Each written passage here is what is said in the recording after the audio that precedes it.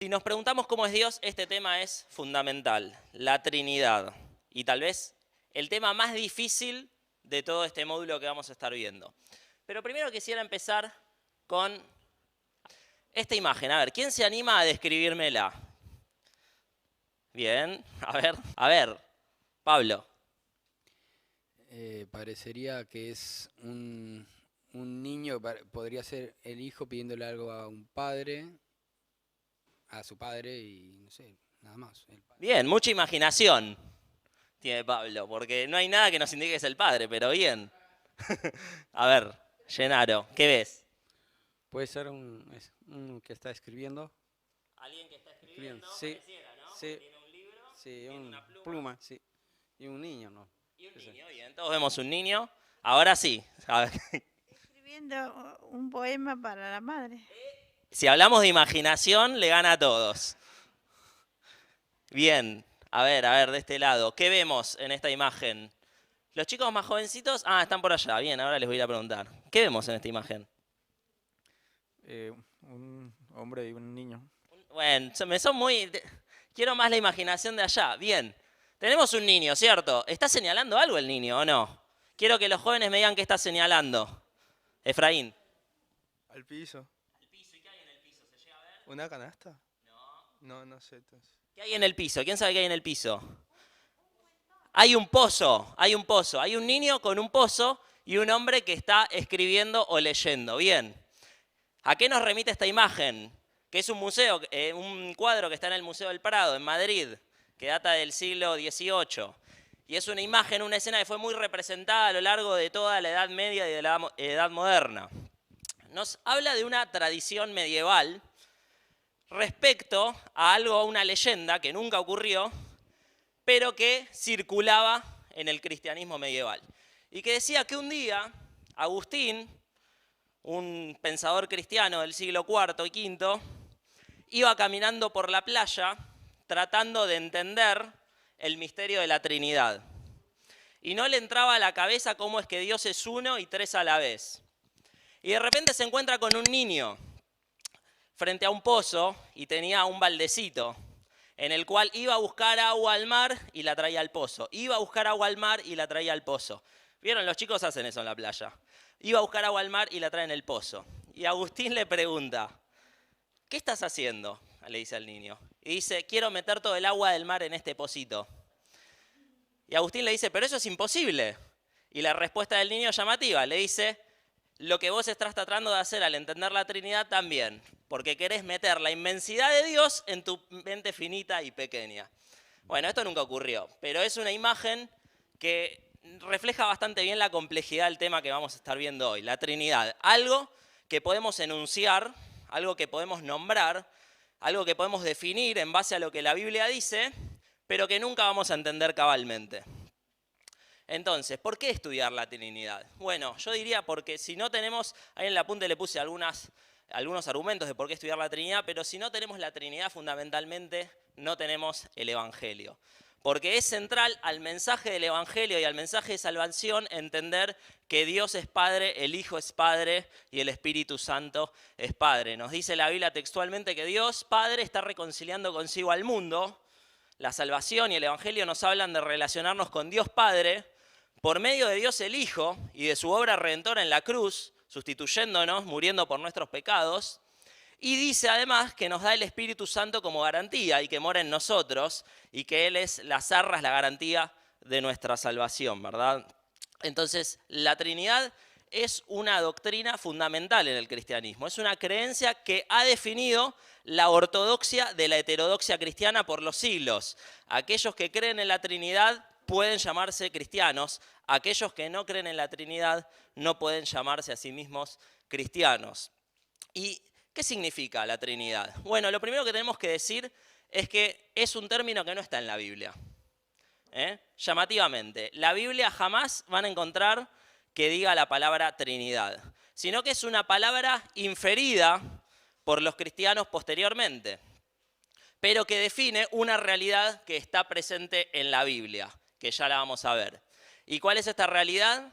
Que Dios existe eternamente, únicamente, en tres personas. Es decir, o mejor redactado como lo puse ahí, existe eternamente un solo Dios que subsiste en tres personas. Existe un Dios eterno con tres personas eternas que conforman a un solo Dios. Y sin dudas, ustedes tienen tantas dudas como yo respecto a cómo es que esto funciona desde la lógica humana, y nuevamente digo, no se puede explicar desde la lógica humana. Y si la Biblia no dice textualmente Trinidad, ¿cómo es que empezó a hablar el cristianismo de Trinidad? Bueno, la mayoría de las doctrinas cristianas se formularon como respuesta a las herejías. Ustedes piensan en la iglesia primitiva, la primera iglesia, la que se nos habla en Hechos, no tenía Nuevo Testamento, no tenía Biblia completa, y se empiezan a escribir algunos libros que van apareciendo, van circulando, libros que luego se reconocen como inspirados por Dios, y las doctrinas no estaban claramente definidas en un comienzo. Entonces empiezan a surgir algunas controversias. Las primeras controversias que surgen en la iglesia son de carácter trinitario y cristológico. ¿Qué me refiero con esto? Las personas cuestionaban la naturaleza divina de Jesús, cuestionaban si Él era Dios eterno, cuestionaban si era igual en esencia al Padre, cuestionaban todo este tipo de cosas. Y ahí es que la iglesia empieza a ver la necesidad de formular definiciones de nuestra fe que sean claras, que sean explícitas y que estén fundamentadas en lo que la Biblia enseña y en la doctrina de los apóstoles, como dice Judas 3, una vez y para siempre dada a todos los santos, ¿verdad? Entonces, frente a una primera herejía que se llamaba el arrianismo, que negaba la deidad de Cristo, surge un concilio en la ciudad de Nicea que lo que procura es dejar por sentado claramente que Cristo era Dios. Dios de Dios, dice textualmente. Es decir, en su pura esencia está la esencia divina. Pero siguieron los problemas, y en la ciudad de Constantinopla, en el año 381, se dio otra definición de la fe que era aún más específica, y en este sentido se hablaba de la consustancialidad y eternidad de Cristo y del Espíritu Santo. Ellos son, tanto como el Padre, el Hijo y el Espíritu Santo, son de una misma sustancia y son eternos. Eso es importante. Ninguno fue creado en algún momento, había un momento en el cual no existiera y empezó a existir, son eternos.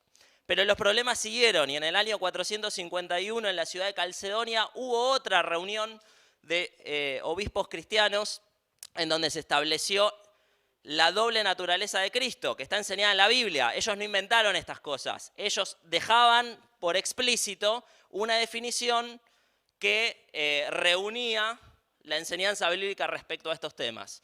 La doble naturaleza de Cristo. ¿Qué significa esto? Lo vamos a ver cuando veamos el módulo acerca de Cristo, pero fundamentalmente que Cristo es 100% Dios y 100% humano. Y finalmente, en el siglo 7, 8 más o menos, se formuló una confesión de fe que se ha conocido como el credo atanasiano. ¿Y qué dice? Y ahí sí voy a necesitar ayuda porque ahí está. El credo atanasiano fundamentalmente enuncia tres verdades que están presentes en la Biblia. La primera de ellas es que Dios existe eternamente en tres personas, el Padre, el Hijo y el Espíritu Santo. Cada persona es verdaderamente Dios. El Padre es Dios, el Hijo es Dios, el Espíritu Santo es Dios. Y finalmente que no creemos en tres dioses, sino que existe un solo Dios. Estas verdades están en la Biblia, por más ilógicas que nos puedan parecer desde una perspectiva humana. Entonces, en función a estas verdades que están en la Biblia, se concluye en la doctrina de la Trinidad. Un único Dios que existe eternamente en tres personas. Entonces vamos a lo que nos importa, porque nosotros no fundamentamos nuestra fe en los credos de la iglesia pasada, por más útiles que puedan sernos, sino que fundamentamos nuestra fe, como ya venimos diciendo siempre, en lo que dice la Biblia. ¿Cuál es la evidencia bíblica respecto a la Trinidad? Bueno, esto se puede decir, como decíamos, de un análisis sistemático de todos los pasajes de la Biblia, tanto del Antiguo Testamento como del Nuevo Testamento. Y vamos a empezar por el Antiguo Testamento. En el Antiguo Testamento lo que vemos que se nos presenta a veces es una aparente dicotomía. ¿Qué es una dicotomía? Dos posiciones que parecieran estar contrapuestas, que parecieran ser paradójicas. ¿Por qué? Porque vemos que se nos habla de una pluralidad de personas en la divinidad. Esto lo podemos ver, ahora vamos a leer algunos versículos. En Génesis está bastante claro en los primeros capítulos. Se ve y se muestra una aparente pluralidad de personas en la divinidad.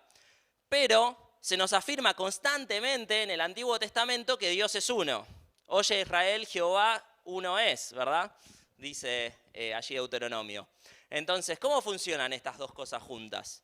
Y esto, sin duda, se resuelve, como ya veníamos diciendo, mediante la doctrina de la Trinidad. Vamos a leer estos versículos y prestemos atención a las palabras que están en rojo. Génesis 1, 26 dice, y dijo Dios, recuerden, este es el relato de la creación, y dijo Dios, hagamos, plural o singular, plural, al hombre a nuestra, nuevamente plural, imagen conforme a nuestra semejanza, plural. La pregunta acá es, Dios está hablando en plural, eso está claro. ¿Con quién está hablando? Una conversación intratrinitaria, ¿verdad? Bueno, no todos lo interpretan de este modo, pero yo creo que es la interpretación correcta esa. Hay quienes dicen, acá Dios está en un concilio con sus ángeles. Esto puede parecer bastante descabellado, ¿no? Pero no es bastante descabellado cuando pensamos en la cultura del antiguo Próximo Oriente, en donde se creía que Dios se reúne con sus ángeles en concilio periódicamente, e incluso eso lo podemos ver en la Biblia. Fíjense Job capítulo 1, versículo 6, dice que Dios se reúne, no utiliza la palabra concilio, pero dice que se reúne allí con los ángeles y asiste Satanás, que también es un ángel caído, ¿no? Entonces hay quienes dicen, esto debiera interpretarse de ese modo. Dios hablando con los ángeles. Sin embargo, ¿sería lógico que Dios se iguale a los ángeles? Porque acá Dios en esta conversación plural está hablando de que sus interlocutores tienen su misma imagen, y son semejantes a Él, comparten una naturaleza, podríamos decir. Entonces, pareciera no tener lógica que Dios aquí esté hablando con ángeles, es más coherente a la luz de la enseñanza total del Nuevo Testamento, entender que acá lo que vemos es una conversación dentro de la Trinidad.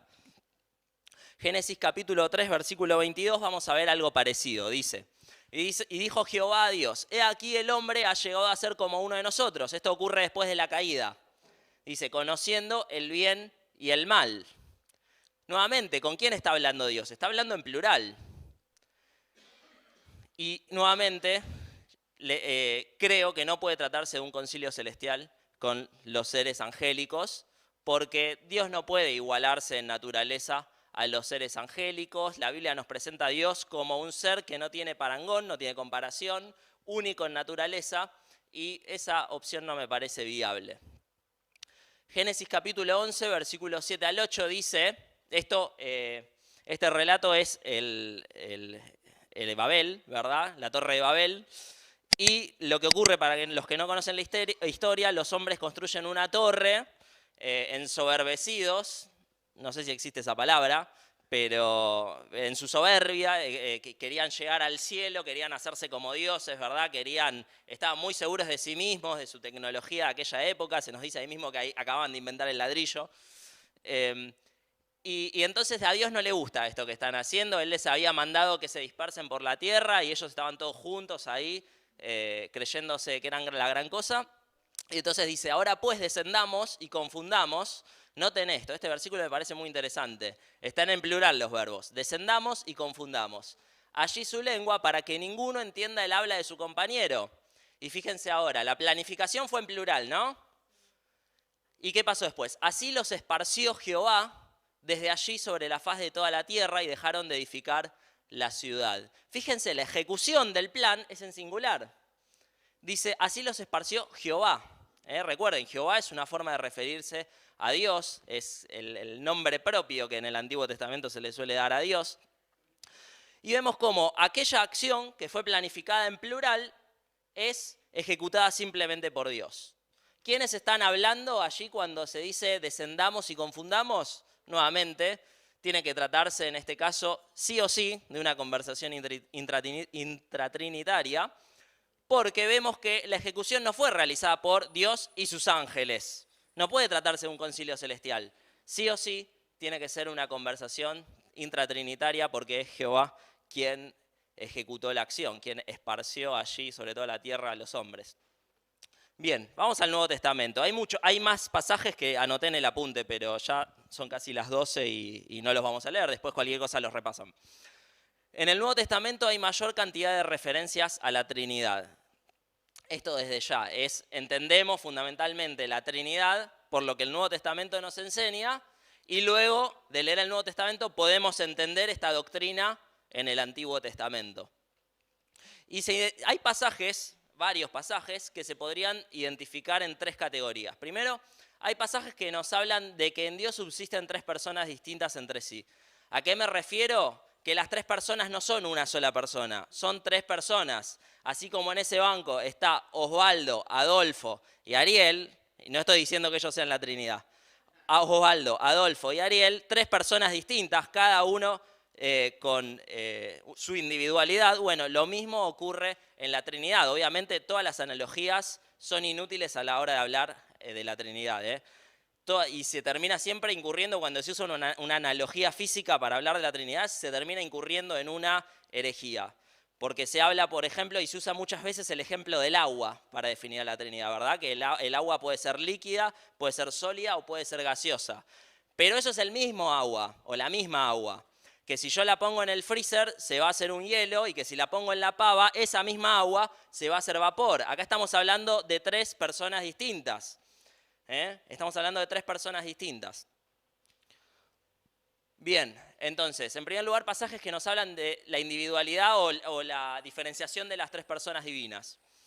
Luego hay pasajes que nos hablan de que cada una de estas tres personas es Dios verdadero, consustancial con las otras. ¿A qué me refiero con consustancial? Bueno, cuando hablamos de sustancia, hablamos de qué está hecho algo, qué es lo que compone a esa entidad.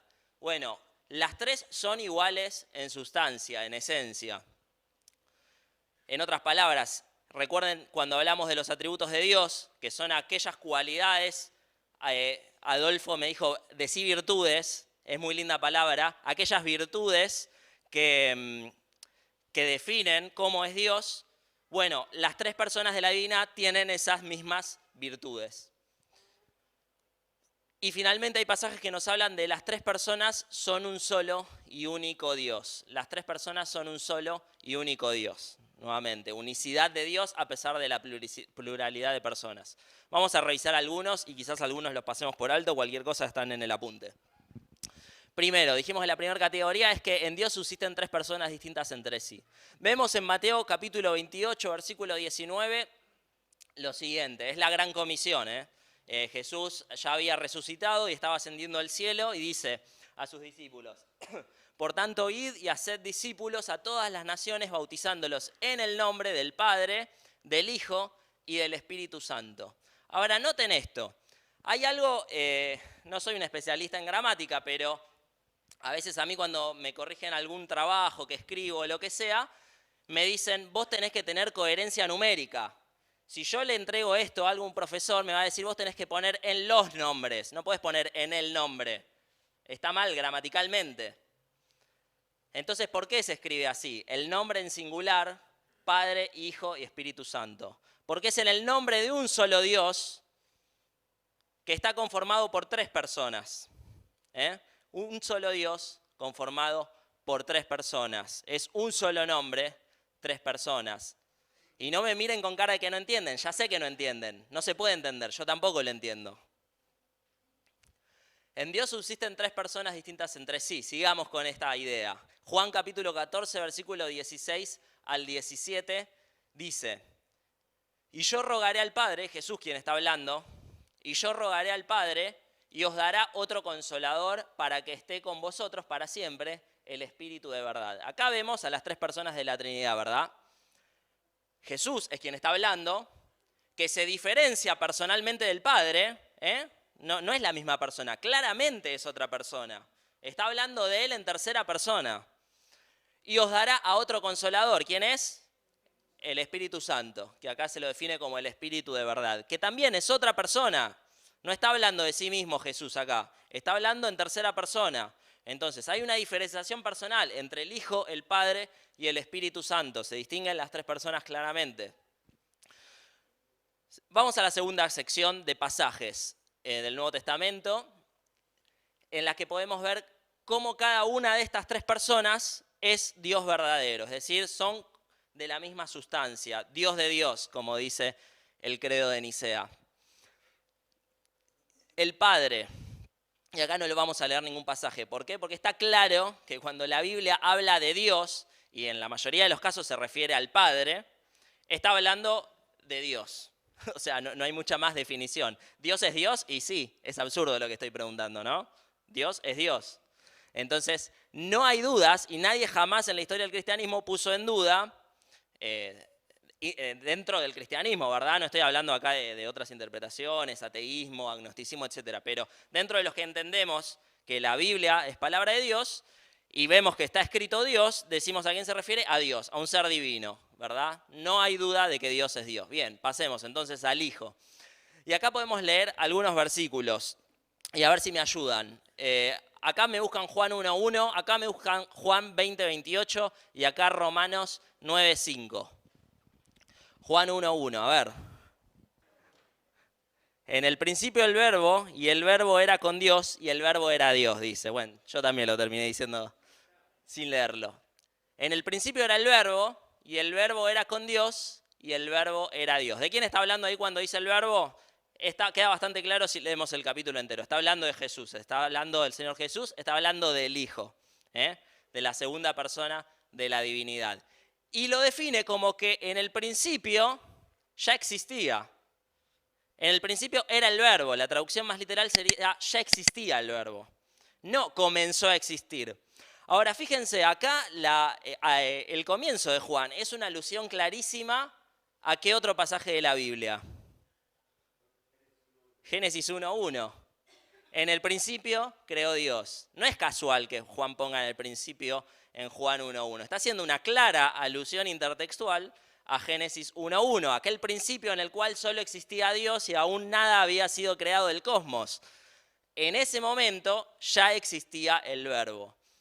No vino a ser un ser creado en algún momento, sino que ya existía. Dios de Dios, eterno, consubstancial con el Padre. Juan 20:28. ¿Quién lo tiene por acá?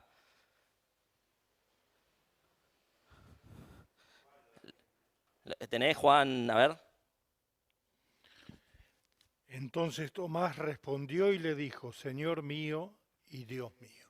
Bien, ¿se acuerdan de esa escena? Tomás era un discípulo de Jesús. Y él no estaba, lo mencionó Rubén el domingo, justo este pasaje. Él no estaba cuando Jesús se le apareció a los discípulos después de resucitado. Entonces después él no cree que Jesús hubiera resucitado, es incrédulo, ¿verdad? Y cuando Jesús se aparece frente a él y él toca sus heridas, profiere esta exclamación que nos leyó Ariel, Señor mío y Dios mío. ¿A quién le está hablando Tomás? Al Señor Jesús. ¿Y cómo lo define? Como Dios. Entonces, Jesús es Dios. Se nos habla, y este es un pasaje donde está muy explícito, de la divinidad de Cristo, ¿verdad? Romanos 9:5. ¿Lo tiene alguien por acá? Los que tengan Biblia, tráiganla, porque la idea es usarla. Bien, acá. De quienes son los patriarcas y de los cuales, según la carne, vino Cristo, el cual es Dios sobre todas las cosas, bendito por los siglos. Amén. Bien. Más claro, hay que echarle agua, ¿verdad? Se nos habla de que Cristo es Dios. Y dice, por todos los siglos. Recuerden que este es un eufemismo para referirse a la eternidad. ¿Se acuerdan cuando hablamos de la eternidad como un atributo divino? La eternidad es un atributo divino y Dios es el único ser eterno. Bueno, acá se está definiendo a Cristo como Dios y no como un Dios subordinado, creado en algún momento, como creían algunos herejes en las primeras épocas del cristianismo y como creen hoy en día muchos grupos. Si ustedes toman una Biblia, lo que se conoce como la traducción del Nuevo Mundo de las Sagradas Escrituras, que es la que utilizan los testigos de Jehová, van a leer en Juan 1:1, en el principio era el verbo, y el verbo era con Dios, y el verbo era un Dios. No dice era un Dios, era Dios, era un Dios, porque ellos creen que el Hijo es un ser creado posteriormente, es un Dios una divinidad subordinada al Padre. No creen en la Trinidad.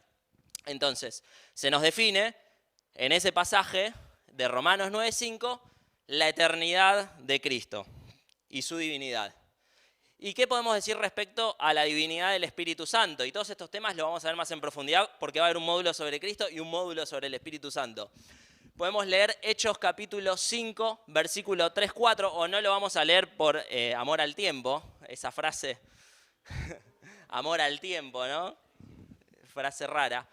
Pero allí se nos dice que cuando le mentimos al Espíritu Santo, estamos mintiéndole a Dios, ¿verdad? Cuando le mentimos al Espíritu Santo, le estamos mintiendo a Dios. Después lo leen tranquilos. Y en 1 Corintios capítulo 3, versículo 16, y este sí me gustaría leerlo. 1 Corintios capítulo 3, versículo 16, para que se entienda un poquitito más. Dice Pablo, escribiéndole a los Corintios: ¿no sabéis que sois templo de Dios y que el Espíritu de Dios mora en vosotros? Sois templo de Dios. ¿Y quién mora en vosotros? ¿Dios el Padre? No, Dios el Espíritu.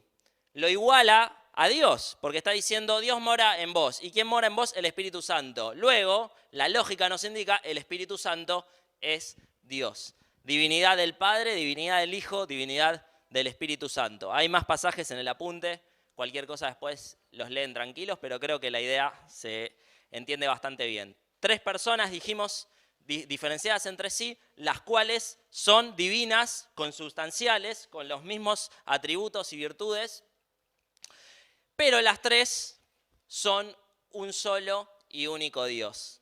Los 3 son un solo y único Dios. Vamos a leer Juan 10:30. Juan 10:30, Evangelio de Juan, capítulo 10, versículo 30. Dice, Jesús está hablando, ¿verdad? Y dice, yo y el Padre uno somos. Yo y el Padre, 2, ahí lo anoté, somos, singular o plural. Plural, fácil. 1, singular. No hay forma de que 1 sea plural. ¿Cómo funciona esto? ¿Son la misma persona? No, ya dijimos y vimos versículos en cuales se diferencia la personalidad de cada uno. Son distintas personas, pero a la vez son uno. A pesar de la pluralidad de personas. Recuerden la definición de Trinidad. Un único Dios que existe o subsiste eternamente en 3 personas. No indica que son la misma persona, sino que son 2 personas que comparten una misma esencia divina. Más pasajes que nos hablan de que las 3 personas son un único Dios. El Espíritu Santo es igual en sustancia al Padre y al Hijo. Eso se puede leer en Juan 16. Estamos cerca, así que aquellos que tienen Biblia me pueden acompañar. Juan 16, 13 al 15 dice: pero cuando venga el Espíritu de verdad, Él os guiará a toda la verdad, porque no hablará por su propia cuenta, sino que hablará todo lo que oyere y os hará saber las cosas que habrán de venir. Él me glorificará porque tomará de lo mío y os lo hará saber. Todo lo que tiene el Padre es mío, por eso dije que tomará de lo mío y os lo hará saber. Cuando vemos estos pasajes en los cuales no hay una distinción de jerarquías entre Padre, Hijo y Espíritu Santo, no hay una subordinación, lo que estamos viendo es que se iguala en naturaleza y en importancia a las 3 personas de la divinidad. Lo mismo que en la fórmula bautismal, ¿verdad? Cuando Jesús dice que hay que hacer discípulos y bautizarlos en el nombre del Padre, del Hijo y del Espíritu Santo. Ya lo mencionamos para hablar de la singularidad de nombre y la pluralidad de las 3 personas. Sin embargo, si uno de estos no fuera Dios, o si uno de estos fuera un Dios menor, subordinado, creado, no podría bautizarse en el nombre de las 3 personas de la divinidad. Allí lo que vemos es una igualación, una equiparación de importancia, porque los 3 son personas divinas. Conclusiones, y después dejamos algún que otro lugar para preguntas. En primer lugar, la Trinidad, a pesar de que no está mencionada en la Biblia, se deduce de una lectura completa de la enseñanza bíblica acerca de Dios. En segundo lugar, y como ya venimos diciendo, no puede entenderse, pero no por esto debe ignorarse. Como venimos diciendo, la idea de estos encuentros que tenemos que tienen que ver con conocer más a Dios, van a incidir en nuestra vida práctica, no son meras cuestiones teóricas. Y creo que la incidencia mayor que tiene la doctrina de la Trinidad está en el corazón mismo del Evangelio. Si queremos tener un entendimiento cabal, completo del Evangelio, tenemos que entender la Trinidad. ¿Por qué? Porque allí entendemos la magnitud del mensaje del Evangelio. ¿Cuál es el mensaje del Evangelio? El mensaje del Evangelio tiene que ver con que nosotros, los seres humanos, nos descarriamos dándole la espalda a Dios. Pero que Dios Padre quiere reconciliarse con la humanidad. Dios Padre quiere reconciliarse con la humanidad. Pero no puede, como ya vimos en sus atributos, pasar por alto el pecado del hombre, debido a su santidad. Y no puede pasar por alto su justicia. Entonces, Él mismo paga el precio para satisfacer su propia ley que dice que todo aquel que peca debe morir. ¿Y qué precio se paga? La sangre de su Hijo. Ahora esto es importante porque el Hijo divino, ser espiritual, toma forma de hombre y se encarna. Porque si la deuda es contraída por los hombres, tiene que ser pagada por un hombre. Pero no puede ser pagada por un hombre pecaminoso, tiene que ser perfecto, tiene que ser santo. Y así fue el Señor Jesús, inocente, que fue llevado al matadero. Y tiene que ser Dios, porque una deuda infinita contraída contra un Dios infinito tiene que ser saldada por un ser infinito. El precio que se debe pagar es infinito y ningún hombre podía hacerlo. Es fundamental entender la divinidad de Cristo a los efectos de entender el mensaje del Evangelio. Dios se hace hombre para pagar la deuda. Y finalmente el Espíritu Santo es aquel que ilumina a los seres humanos para que estos pasen de muerte a vida, crean y depositen su fe en este Dios que mandó a su Hijo a morir, y es aquel que mora el Espíritu Santo en nosotros para guiarnos en nuestras vidas, en el día a día. Es aquel que nos llena y la Biblia habla de que es aquel que nos llena y sobre el cual está depositada la seguridad de que aquellos que creemos somos salvados. Y ya no somos, siguiendo la ley divina, merecedores de muerte, sino que somos ahora vistos por Dios como justos, como seres justos. Él ya no ve nuestro pecado, sino que ve la sangre de Jesús que cubre nuestro pecado y nosotros somos salvados y podemos relacionarnos con Él y tenemos esperanza de una vida eterna. Esa es la esencia del Evangelio y como pueden ver, las tres personas divinas inciden en la salvación de los seres humanos. Terminamos con esa frase. La doctrina de la Trinidad ha sido confesada por la Iglesia a lo largo de su historia, está revelada claramente en la Escritura y tiene implicaciones fundamentales para nuestra fe. Ningún cristiano puede dejar de creer en la divinidad de las tres personas que conforman a Dios, el Padre, el Hijo y el Espíritu Santo.